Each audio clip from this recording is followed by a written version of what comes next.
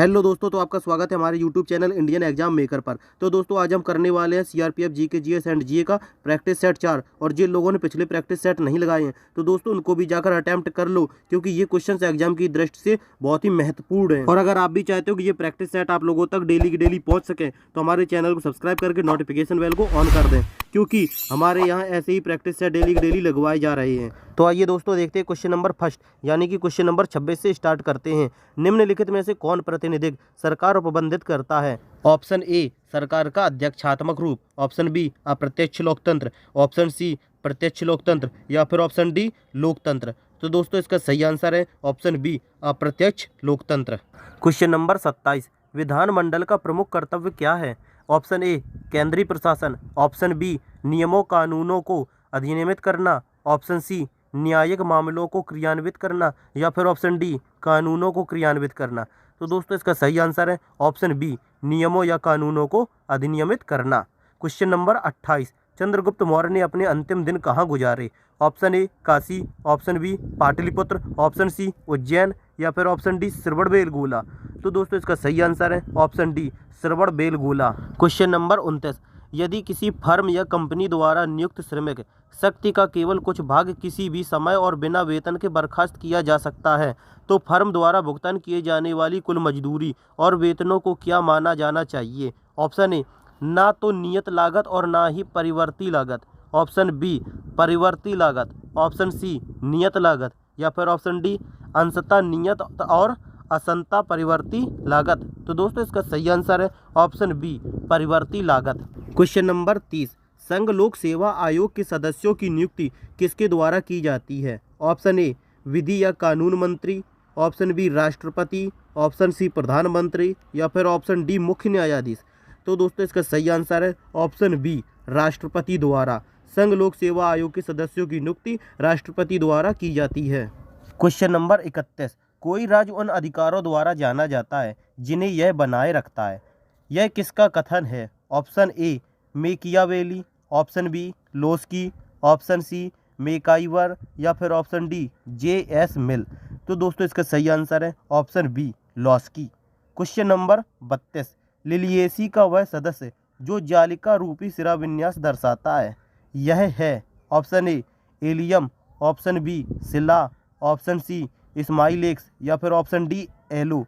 तो दोस्तों इसका सही आंसर है ऑप्शन सी इस्माइलेक्स। क्वेश्चन नंबर 33, यूफेनिक्स है? ऑप्शन ए आनुवंशिक इंजीनियरी द्वारा सदोष आनुवंशिकता का उपचार, ऑप्शन बी जीनों का हेरफेर, ऑप्शन सी प्रजाति का सुधार, या फिर ऑप्शन डी जीवों को प्रभावित करने वाली स्थितियों का अध्ययन। तो दोस्तों इसका सही आंसर है ऑप्शन ए आनुवंशिक इंजीनियरी द्वारा सदोष आनुवंशिकता का उपचार।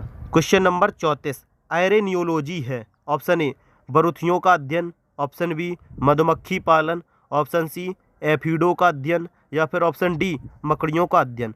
तो दोस्तों इसका सही आंसर है ऑप्शन डी मकड़ियों का अध्ययन। क्वेश्चन नंबर 35, कॉर्पस ल्यूटियम क्या स्रावित करता है? Option A progesterone, option B testosterone, option C oestrogen, या फिर ऑप्शन डी रुधिर वर्णिका या हीमोग्लोबिन।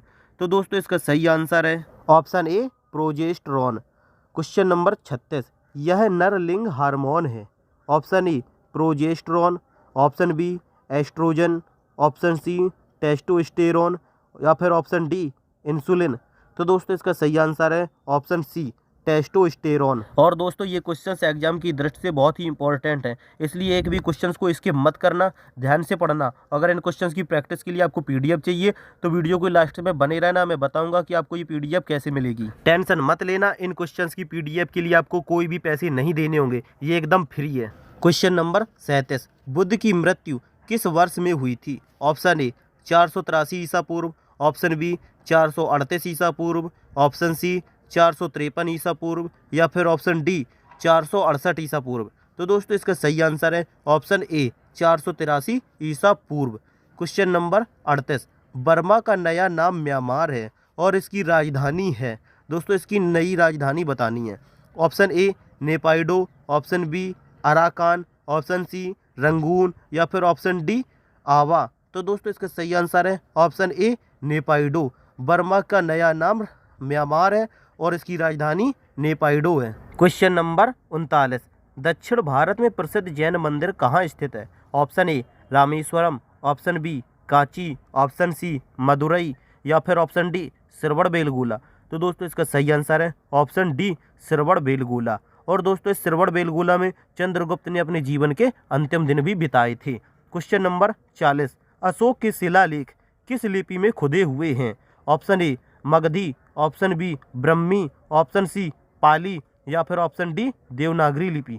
तो दोस्तों इसका सही आंसर है ऑप्शन बी ब्रह्मी। अशोक के शिलालेख ब्रह्मी लिपि में लिखे हुए हैं। क्वेश्चन नंबर 41, निम्नलिखित में से कौन सी झील हनीमून लेक कहलाती है? Option A Nyasa, option B Chad, option C Titicaca, option D Toba. तो दोस्तों इसका सही आंसर है ऑप्शन सी टिकिकाका।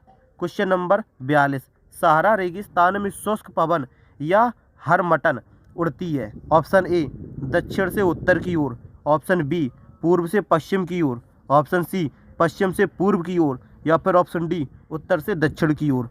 तो दोस्तों इसका सही आंसर है ऑप्शन बी पूर्व से पश्चिम की ओर। क्वेश्चन नंबर 43, व्यापार की दृष्टि से सर्वाधिक व्यस्त महासागर है? ऑप्शन ए आर्कटिक उत्तरी ध्रुव महासागर, ऑप्शन बी प्रशांत महासागर, ऑप्शन सी हिंद महासागर या फिर ऑप्शन डी अटलांटिक या अंध महासागर। तो दोस्तों इसका सही आंसर है ऑप्शन डी अटलांटिक या अंध महासागर। क्वेश्चन नंबर 44, केरल की नीरव घाटी में स्थित वन किस प्रकार के वन का एक उदाहरण है? ऑप्शन ए मैंग्रोव वन या गरान, ऑप्शन बी पर्णपाती वन, ऑप्शन सी उष्णकटिबंधीय वर्षा वन या फिर ऑप्शन डी अल्पाइन शंकुधारी वन। तो दोस्तों इसका सही आंसर है ऑप्शन सी उष्णकटिबंधीय वर्षा वन। क्वेश्चन नंबर 45, अन्नाईमुड़ी शिखर कहाँ स्थित है? Option A Sahyadri, option B पूर्वी घाट, ऑप्शन सी नीलगिरी पहाड़ियाँ या फिर ऑप्शन डी पालनी पहाड़ियाँ। तो दोस्तों इसका सही आंसर है option A Sahyadri. Question number 46, व्यापारिक रूप से महत्वपूर्ण सूती रेशे हैं? ऑप्शन ए स्तंभों के वल्कल रेशे, ऑप्शन बी बीजों के अधिचर्मी रोग, ऑप्शन सी जड़ों के काष्ठी रेशे या फिर ऑप्शन डी जड़ों के फ्लोएम रेशे। तो दोस्तों इसका सही आंसर है ऑप्शन बी बीजों के अधिचर्मी रोग। क्वेश्चन नंबर 47, हरमन होलेरिथ ने अपनी टेबुलेटिंग सिस्टम में पूर्णता प्राप्त की और यह मशीन विकसित की? Option A analytical engine, option B census tabulator, option C tabulation engine या फिर ऑप्शन डी इनमें से कोई नहीं। तो दोस्तों इसका सही आंसर है option C tabulation engine. Question number 48, computer applications को बनाने के लिए प्रयुक्त DBMS किसको कहते हैं? Option A database micro system, option B database machine system, option C database maintenance system या फिर option D database management system. तो दोस्तों इसका सही आंसर है option D database management system. Question number 49, एक परमाणु के अंदर एक इलेक्ट्रॉन की संपूर्ण ऊर्जा है? ऑप्शन ए अनंत, ऑप्शन बी शून्य, ऑप्शन सी शून्य से अधिक या फिर ऑप्शन डी शून्य से कम। तो दोस्तों इसका सही आंसर है ऑप्शन बी शून्य। क्वेश्चन नंबर 50, प्रकाश का वेग है? ऑप्शन ए 3 × 10⁸ मीटर प्रति सेकेंड, ऑप्शन बी 3 × 10⁸ किलोमीटर प्रति सेकेंड, ऑप्शन सी 3 × 10⁸ मील प्रति सेकेंड, ऑप्शन डी 3 × 10⁸ सेंटीमीटर प्रति सेकेंड।